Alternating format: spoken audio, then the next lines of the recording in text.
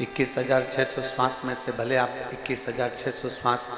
परमात्मा को पूरी मत दो, पर इतना जरूर ध्यान रखें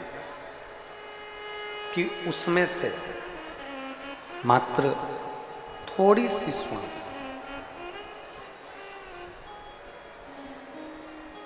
मात्र थोड़ी सी श्वास यदि हम भगवान शंकर के नाम स्मरण में, भगवान शंकर के नाम उच्चारण में लगा देते हैं,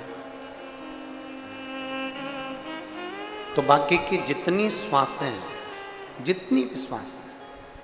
वो सारी की सारे श्वासें मेरा देव अधिदेव महादेव उसको पवित्र कर देता है। जैसे आपने एक अंदाजा लगाया होगा, एक स्मरण किया होगा कि बहुत बड़ा भंडारा हो रहा है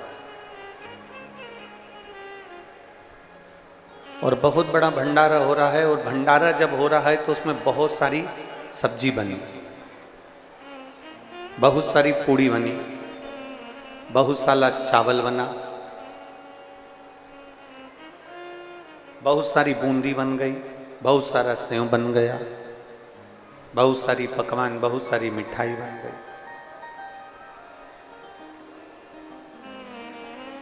अब जरा आप अंदाजा लगाइए, आप अपने स्मरण में उसको लेकर रखिए, जितनी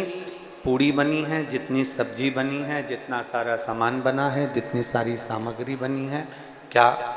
सारी की सारी सामग्री हम भगवान के सामने ले जाके भोग में रख देते हैं क्या? जम के बोलो जरा। नहीं, हम क्या करते हैं कि उसमें से थोड़ी सी सामग्री, थोड़ी थाली लगाकर, थोड़ा सा सामान, उसमें से थोड़ी सी पूड़ी, थोड़ी सी बूंदी, थोड़ा सा सेव, थोड़ी सी सब्जी हम उस थाली में लगाकर भगवान के सामने भोग लगाने में रख देते हैं। भोग लगाने में हमने वो थोड़ी सी सामग्री रख दी और भगवान ने उसको स्वीकार कर लिया। भंडारे में ढेर सारी सामग्री बनी, पर हमने भंडारे की पूरी सामग्री को भगवान के सामने नहीं रखा। भगवान के सामने हम पूरी सामग्री को लेकर नहीं गए, पर थोड़ी सी सामग्री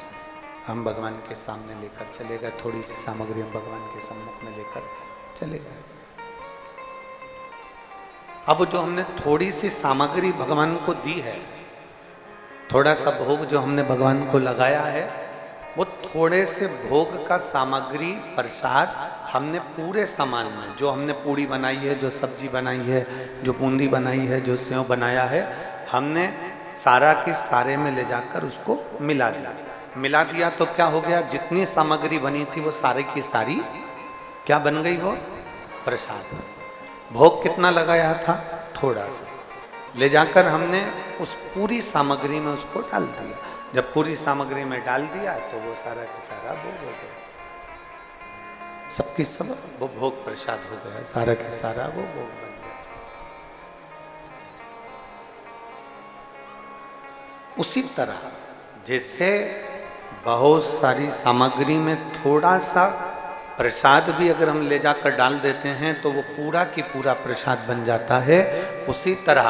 21,600 श्वास में से अगर 2 श्वास में भी हम शिव का नाम ले लेते हैं तो हमारी पूरी श्वास शुद्ध हो जाती है, शिवमय हो जाती है, भगवान शंकर की भक्ति में